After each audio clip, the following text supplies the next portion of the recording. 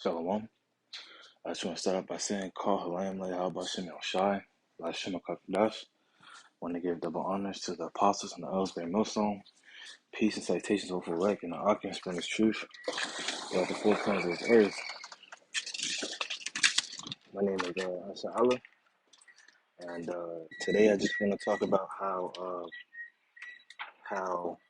the Lacedaemonians, and the Maccabees, are kindred, man. And a common name for them was the Spartans, man. You know, so without further ado, I'm gonna jump right into it. This is First Maccabees 12, and I'm gonna just start at verse 1. It says, "Now when Jonathan saw that time served him, he chose certain men and sent them to Rome for to confirm and renew the friendship that they had with them." So like you.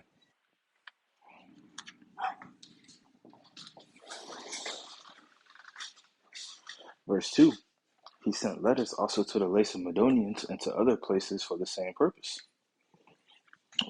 Just jump down to verse 5. It says, "And this is the copy of the letters which Jonathan wrote to the Lacedaemonians." It says, verse 6, "Jonathan, high priest, and the elders of the nation, and the priests, and the other of the Jews, unto the Lacedaemonians, their brethren, send greetings. There were letters sent in times past unto Ananias, the high priest from Darius, who reigned then among you, to signify that ye are our brethren, as the copy here underwritten doth specify." So there were letters written to the Lacedaemonians, signifying that they are our brethren, man. And that reminds me of that Romans 9:3, where Paul was writing to the Israelites in Rome, saying, um, I wish that I was accursed for Hamashiach, um, for my for my brethren, my kinsmen according to the flesh, man. Roughly paraphrasing. I'm gonna just keep reading down. At which time Ananias entreated the ambassadors that were sent honorably and received the letters wherein declaration was made of the league and friendship. Therefore we also, albeit we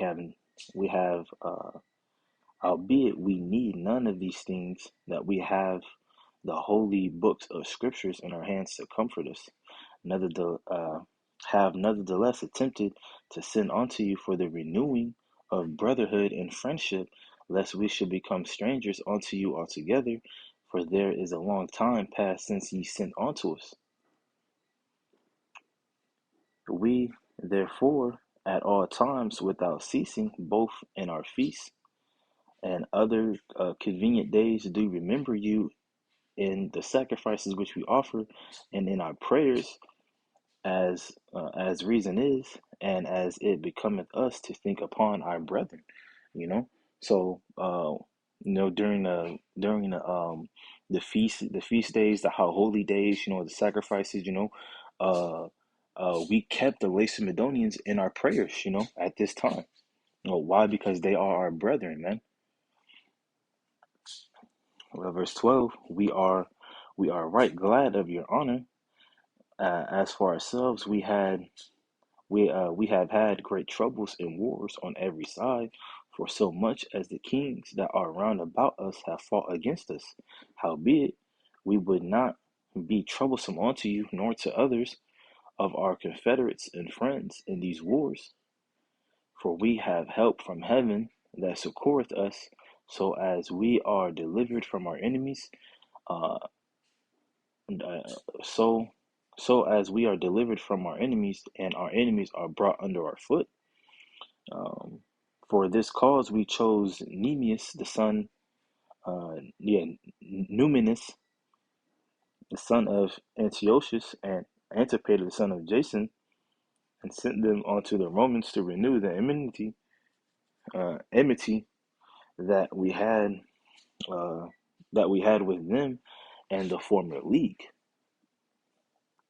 And we command them also to go unto you and to salute and deliver you our letters concerning the renewing of our brotherhood. Wherefore now ye should do well to give us an answer thereto. And this is the copy of the letters which Honores sent. Verse 20, Aharis, the king of the Lacedaemonians, to Onias, the high priest, greetings. It is found in writing that the Lacedaemonians and Jews are brethren, and that they are of the stock of Abraham. So let's dive into that. Let's go into what does that mean to be of the stock of Abraham. This is Sirach, or Ecclesiasticus 44. And I'm going to just start at verse 19 because this is going to go into the stock of Abraham. Sirach 44:19. Abraham was a great father of many people. In glory there was none like unto him, who kept the law of the Most High and was in covenant with him.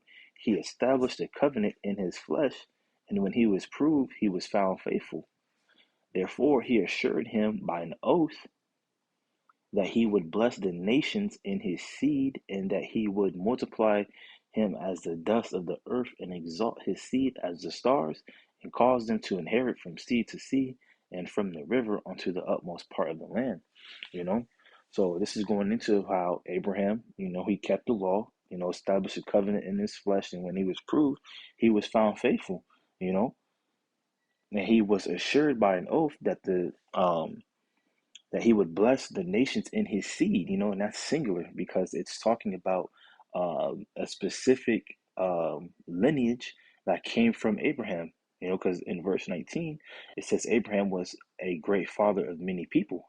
Abraham had lots of sons, you know, but of that seed, would the nations be blessed through? And it said, multiply him as the dust of the earth and exalt his seed as the stars. Verse 20, 22 is going to go into who that blessing fell upon.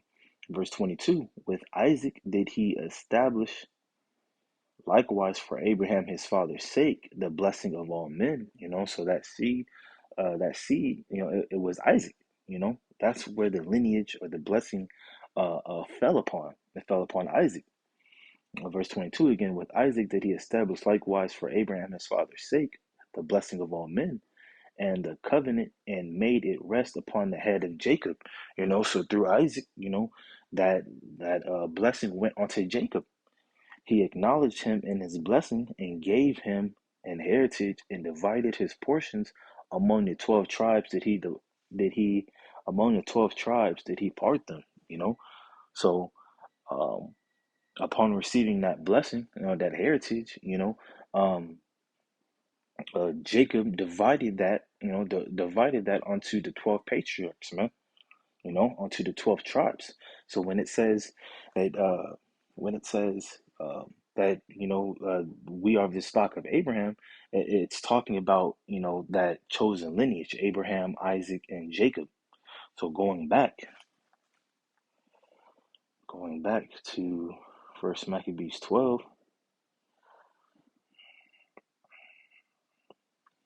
I'm going to just read 21 again. It says, it is found in writing that the Lacedaemonians and the Jews are brethren, and that they are of the stock of Abraham. And so this, in verse 20, Aharis, king of the Lacedaemonians, that's we're going to do a Google search on him and link him to the scriptures. But first, let me go to the second Maccabees 5 and 9, because this is going to also show that the Lacedaemonians was our kindred, man. Because this wicked high priest, Jason, that's where he fled to. He fled to Lacedaemon. Um, so um, let me just get straight to the point. Um, this is Second Maccabees 5 and 9. It says, thus he thus he that had driven many out of the country perished in a strange land, retiring to the Lacedaemonians, and thinking there to find succor by the reason of his kindred. You know, so you know, while Jason was fleeing, because he was on the run, because like I said, he was a wicked high priest. He had slew uh, many of his countrymen and committed treason among who he was under. So it said that I'm just rereading again. Thus he that had driven many out of the many, thus he had driven many out of their country, perished in a strange land, and retiring to the Lacedaemonians, and thinking there to find succor by reason of his kindred. So when you go into that word succor, it's aid. So he wanted to find aid among his kindred, you know, showing that the Lacedaemonians, were uh, of the stock of Abraham, that they were our brethren, man, because they was our kindred, our kinsfolk. So I said, let's go to this little Google search, and this is Wikipedia, Horace the First, and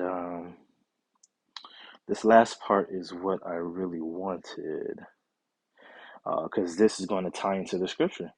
It says, in order to facilitate his recruitment of Jewish mercenaries, Horace claimed a shared ancestry with the Jews, who answered favorably and later repeatedly renewed their friendship with Sparta, even though the reality of the Spartan Jewish connection is disputed. Uh, um, whatever on that last part, but this ties in with the scriptures, man. He shared, Horace shared a claim. Horace claimed a shared ancestry with the Jews, man. You know, we just read that in First Maccabees 12.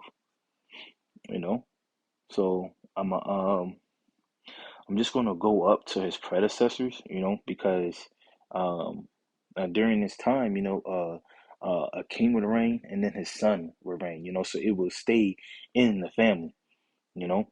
So just going up to his predecessors, his um, kings before him,